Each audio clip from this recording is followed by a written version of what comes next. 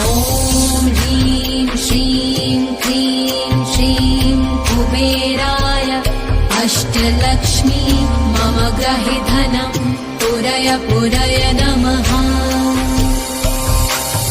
ॐ ह्रीं श्रीं क्रीं श्रीं कुबेराय अष्टलक्ष्मी मम ग्रहे धनं पुरय पुरय नमः।